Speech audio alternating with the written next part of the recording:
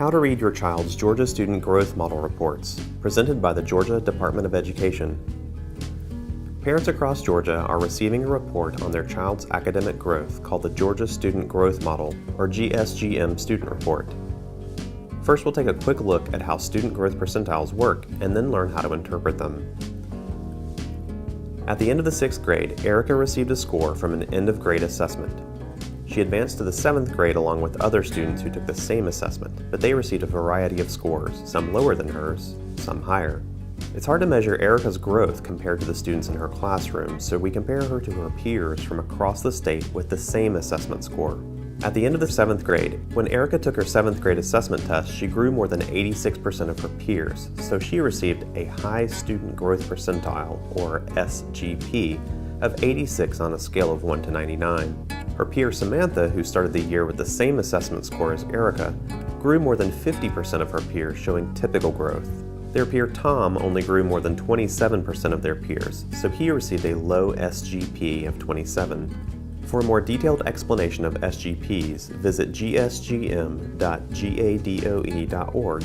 By now you may be wondering, where do I find my child's SGP scores? That's where the Georgia Student Growth Model student reports come in. Each year, your child's school will provide you with these reports to indicate your students' growth percentiles. Let's take a look at the cover page of the report. At the very top, you will find your child's name, school, and other identifying information.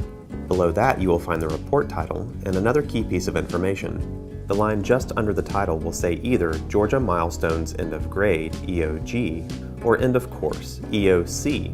We'll go over the End of Grade report first and then cover an important difference in the End of Course report, so stick around. Next, you will see a passage of text that explains the GSGM report. Please read this thoroughly as it will provide you with further insight into the report. The last section of the cover page is a labeled sample of a typical GSGM report. Here you will see the content areas such as mathematics, English language arts, science, or social studies. This arrow indicates your child's SGP, which is color-coded to match one of the growth levels. The end of course report is similar to the end of grade report with just a few key differences.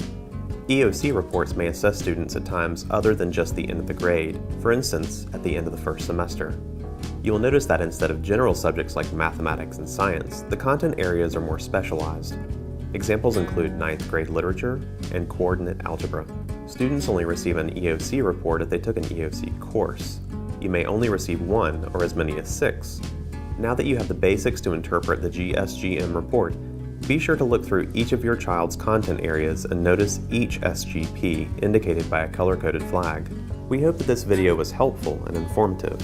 If you would like to learn more about the Georgia Student Growth Model and SGPs, visit gsgm.gadoe.org.